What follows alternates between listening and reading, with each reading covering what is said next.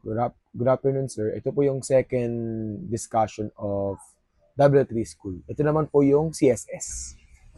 CSS was created by Haikon Yuam Lai to allow web designer to change the layout, colors, and fonts of their website.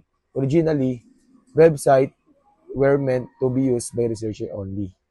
So the decoration did not matter. However, when websites become widespread to need to them look nice grew to learn about Haicom Liulay. 1994, Haicom Liulay proposed the idea of CSS. 1996, the first version of CSS was invented. 1998, CSS2 was released and worked on CSS3. Begun, CSS3 was very different from the other version. Font instead of being a single monolithic specification. It was published a set of separate documents known as modules. Each modules deal with a relatively small subset of the overall specification and either added new features of redefined and extended existing features. All addition and enhancement to that specification were written in order to the background compatible with older version of CSS.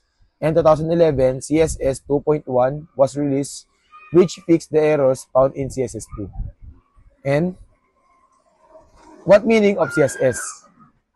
CSS, cascading style sheets. Ginagamit ng CSS sa website para malagyan ng style and design ang isang website. Habang ang HTML ay gumagawa ng structured website, si CSS naman ay kontrolado niya ang mga pages ng website. Nandito ang mga color, fonts, spacing, layout, and responsiveness.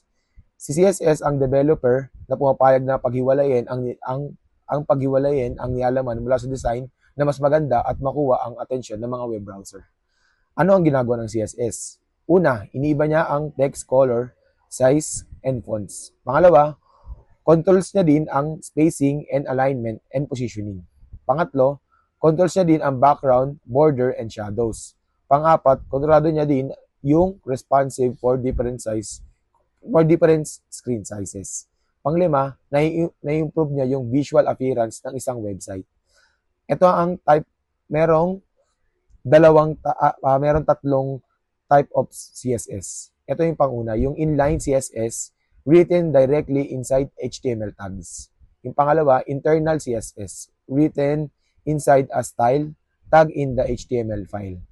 And yung pangatlo, external CSS written in the separate CSS file most recommended. And bakit mahalaga ang CSS? Dahil makes website visually appealing, save time by styling multiple page at once, allows consistent design across a website, and essential for modern website development. At ayun po sir yung nakakuha ko pong information sa CSS sa W3 School po.